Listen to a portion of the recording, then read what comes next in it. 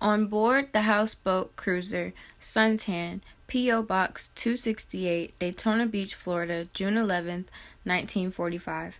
Dr. W. E. B. Dubois, Atlanta University, Atlanta, Georgia. My dear Dr. Dubois, as Dean of American Negro Artists, I think that it is about time that you take steps towards an important project which you have neglected up to this time. Why do you not propose a cemetery for the illustrious Negro dead, something like Père Lachaise in Paris? If you like the idea, may I make a few suggestions to you? 1. That you secure about 100 acres for the site in Florida. I am not saying this because this is my birth state, but because it lends itself to decoration easier than any other part of the United States. I think that was why Edward S. Bok chose Florida for the world's famous Bok Tower. I hope that you have seen it, for it is a thing of wondrous beauty, and the thing I want you to know is that 2/3 of the beauty is not in the tower itself, but in the surroundings. You see, Dr. Dubois, the very woods of Florida afford trees and shrubs free that could cost a fortune north of here, even provided that they could be made to grow. Magnolias, bay, oaks, palms, pines, all free for the taking. Beautiful shrubs, while not wild, so plentiful that you could get thousands of cuttings for hibiscus, crotons, oleanders, and the like for the mere asking. And don't forget the beautiful disease and insect-repelling camphor tree which grows here so free and quickly. By the time that each well-known Negro contributed a tree or two, you would have a place on ravishing beauty. Ceremonies of free setting, of course. You would, like Bach, select a site in the lake country of Florida where thousands of acres are available as cheap as $5 to $10 an acre on lakes. 2. That there be no regular chapel unless a tremendous amount of money be secured. Let there be a hall of meeting, and let the Negro sculptors and painters decorate it with the scenes from our own literature and life, mythology, and all. Funerals can be held from there as well. Addition to the first suggestion, in Florida the vegetation will be green the year round, so that visitors during the winter months would not see a desolate-looking place, for you must know that the place would attract visitors from all over the world. 3. As far as possible, remove the bones of our dead celebrities to this spot. Let no Negro celebrity, no matter what financial condition they might be in at death, lie in conspicuous forgetfulness. We must assume the responsibility of their graves being known and honored. You must see what a rallying spot that would be for all that we want to accomplish and do. There one ought also to see the tomb of Nat Turner. Naturally, his bones have a long since gone to dust, but that should not prevent his tomb being among us. Fred Douglass and all the rest. You will naturally ask me why I do not approach Mary McLeod Bethune, since she is right here in town with me. But my objection is that she has never uttered nor written a quotable line, never created any art form, nor even originated an educational idea.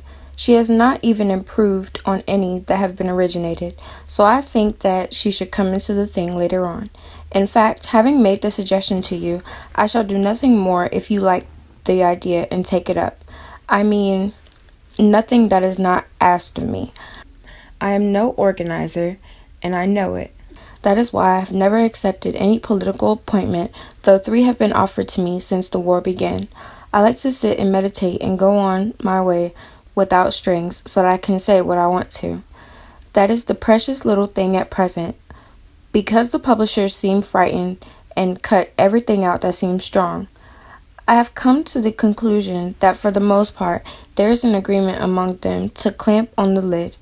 But I promise you that if you like this idea and go ahead, I will fall in behind you and do all that I can. I feel strongly that one thing should be done. I think that the lack of such tangible thing allows our people to forget and their spirits evaporate. But I shall not mention the matter to anyone else until you accept or refuse. If you accept, there will be no need for me to say anything more, as that will be your province.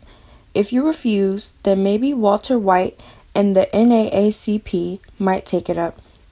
Oh yes, the reason that I suggested so much as 100 acres was because it would prevent white encroachment.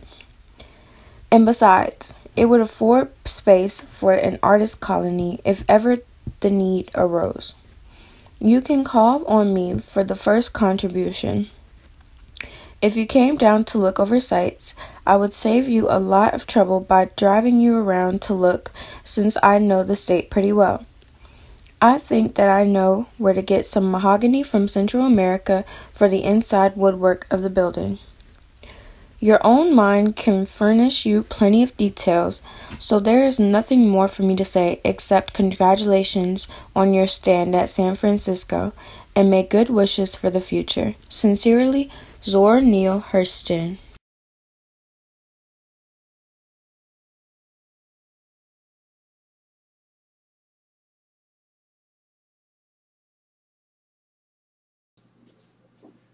Good evening, everyone, and this is Black Literature, Black History, and I'm Jason Williams. Tonight, we're getting into Zora Neale Hurston. I'm currently reading a book of hers called A Life in Letters, which I will be sharing with you aspects of her life as she portrays herself in her letters.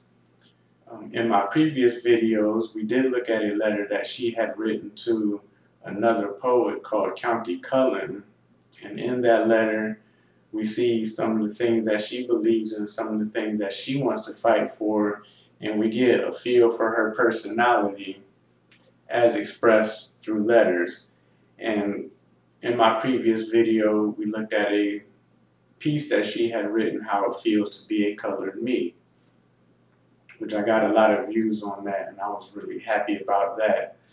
But now we're looking at a book called A Life in Letters, which is a series of letters that Zora Neale Hurston has written that has been compiled and put together chronologically. So we're going to look at these letters, and I'm going to pick out certain letters that I feel are significant, make videos about them, and share them with you.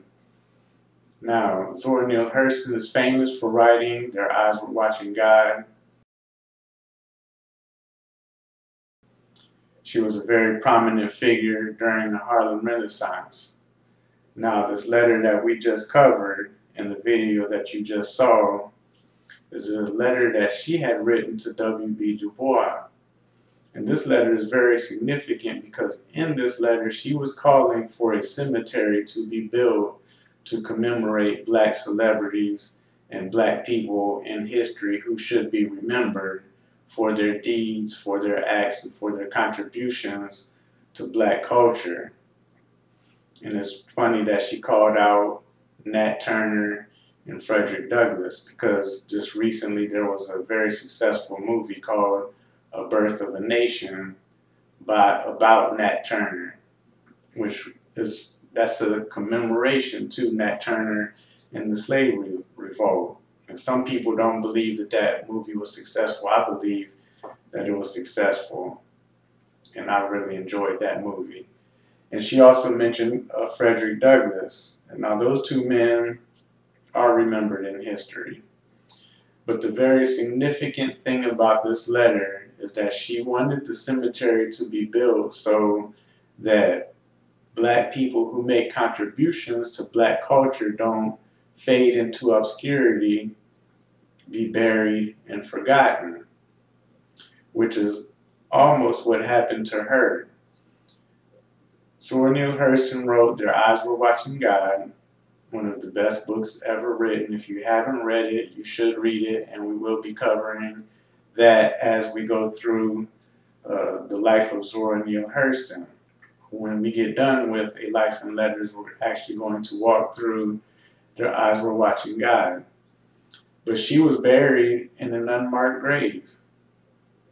So the very thing that she was asking of W.B. Dubois is what happened to her, and she was trying to make sure that this didn't happen to black celebrities and prominent black people in our culture. And it's exactly what happened to her. Now, afterwards, Alice Walker the author of Colored Purple,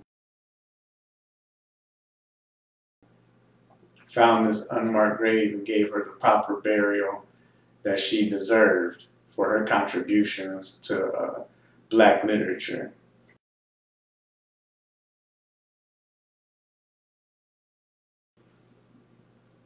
So we just finished looking at that letter.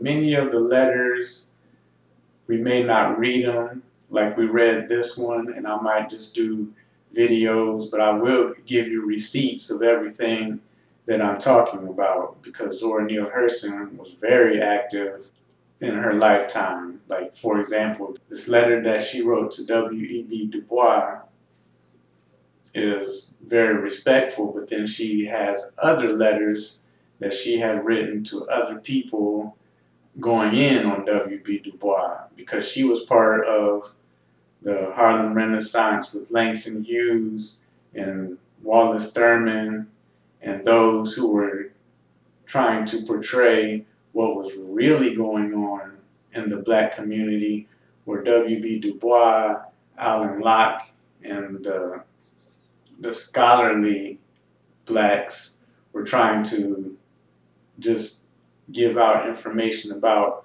the new Negro and putting the good foot forward, and they really criticized authors like Langston Hughes, Zora Neale Hurston, and Wallace Thurman. So they went back and forth. They used to go in on each other on letters, but at the same time they looked at each other for help, contributions, and they still had the want and the desire to move the race forward. So through A Life of Letters and Their Eyes Were Watching God, we're going to be looking at Zora Neale Hurston. And when prominent names that keep reoccurring from Langston Hughes' autobiography, The Big C, and A Life in Letters, we're going to be looking at those persons. So we're going to be looking at W.B. Dubois, we're going to be looking at Alan Locke, and we're going to be looking at Carl Van Vechten. And as I read, I'm seeing that the patron that Langston Hughes wrote about in his autobiography, where he didn't mention her name, but Miss Mason, was also Zora Neale Hurston's patron. Because in A Life of Letters, which I recommend that everyone read, there is an extensive biography written about her before these letters begin. And I'm in the section now where I'm reading the letters, but the biographical information on Zora Neale Hurston in this book is very well written and is very well documented. So I recommend that everyone get the book A Life in Letters and continue to watch these videos as we walk through the life of Zora Neale Hurston and get to know her as a person and as a writer, and also give us insight during this time period so we know what was going on as we create our own narrative. Again, I'm Jason Williams. Have a nice evening. Black Literature, Black History.